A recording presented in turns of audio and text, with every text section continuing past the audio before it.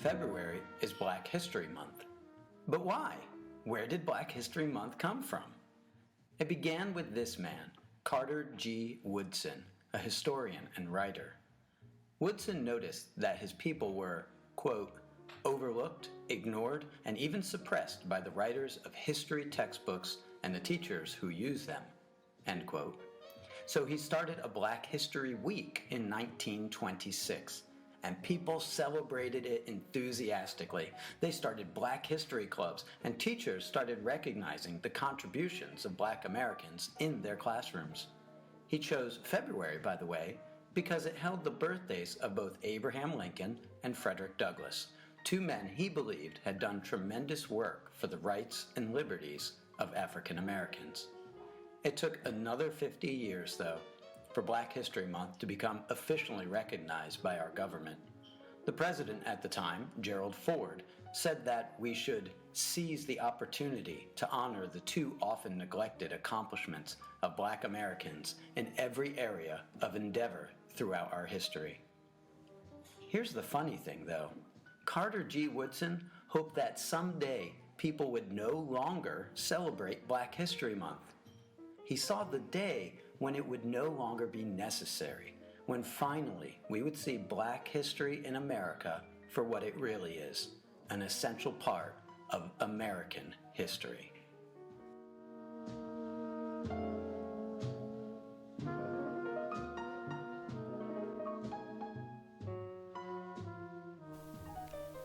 Sadly, the vision of Carter G. Woodson has not been fully realized.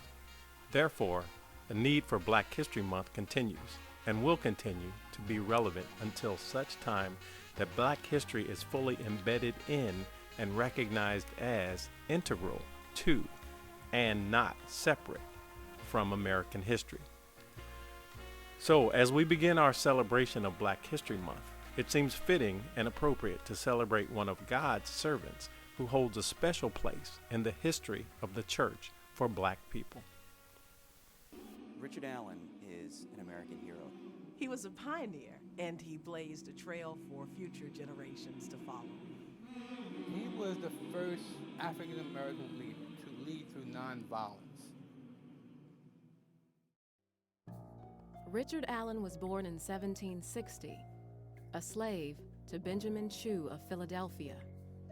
When he was 7 years old, Chew separated Allen from his family and sold him to Stokely Sturgis in Delaware. Your mother has already been sold. You've been separated from beloved family members. You're working long, grueling days. You look around you and all you see is slavery and bondage and hardship.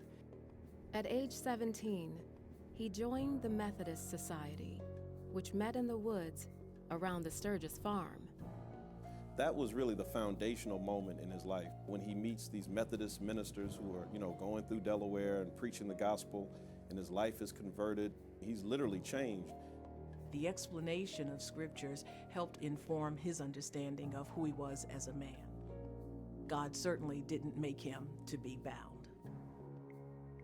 When he was 26, Allen and his brother purchased their freedom, agreeing to pay $2,000 over 5 years. Allen traveled, first to Radnor, and then to Philadelphia, where he became the early morning preacher at St. George's United Methodist Church.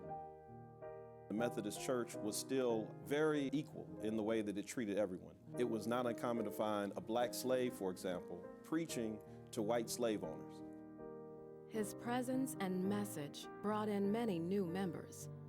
As Allen's following grew, white church leaders began segregating African Americans in the balcony during services.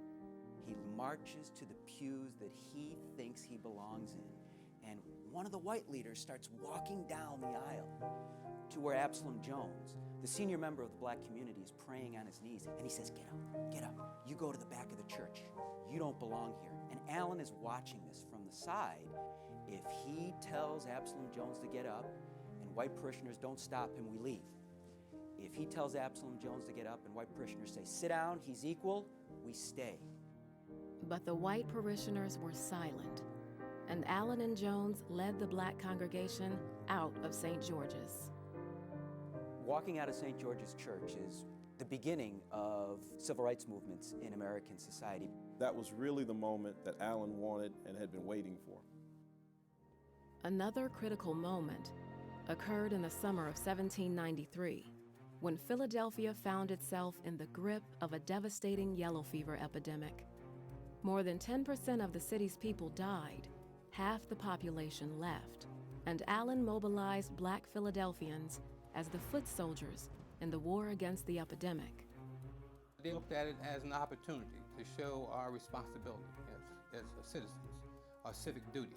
Allen had a relationship with Benjamin Rush, the city's leading physician, who assured him that caring for those infected with yellow fever would improve the standing of African Americans in the city.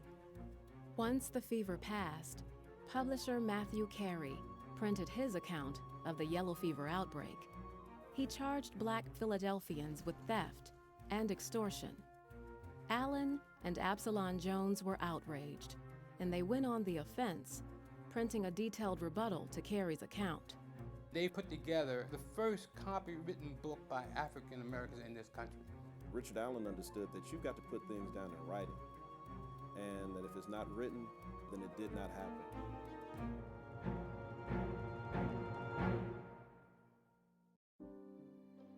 A year after the fever nearly destroyed Philadelphia, Allen opened the doors of his own church at 6th and Lombard Streets, the Bethel Church. The idea of a free, independent African church under its own control was a very powerful symbol that many blacks throughout the country latched onto, which is also what made it a threat. For those who were bound to the institution of slavery, the last thing you wanted was somebody like Richard Allen out there meeting behind closed doors and nobody knew what he was saying. Allen would use his church to further the cause of equality, operating a station on the Underground Railroad and supporting civic associations to help blacks deal with an increasingly hostile and racist America. By the early 19th century, powerful forces were trying to undermine Richard Allen. Slavery is expanding in the South, and slaveholding interests are trying to resettle free blacks like Allen in African colonies. White Methodists continued to claim ownership and control over Allen's congregation until 1816, when the Pennsylvania Supreme Court ruled that Allen's church would remain independent. That same year, Allen united 5 congregations to create the African Methodist Episcopal Church, the first autonomous African American religious denomination in the United States. This is not simply a white man's republic. No one else in the white founding group of Washington, Madison, Adams is talking in those terms. That's why Allen's so important. He comes along and pierces their thoughts and shows them, at least tries to show them, that this is a contradiction, that you can't have an empire of liberty without black freedom. Richard Allen died in 1831. His dream for equality and freedom still burning, but unrealized. A sarcophagus containing his coffin, together with his wife, Sarah Bass Allen, is on display in the museum at the Mother Bethel AME Church in Philadelphia.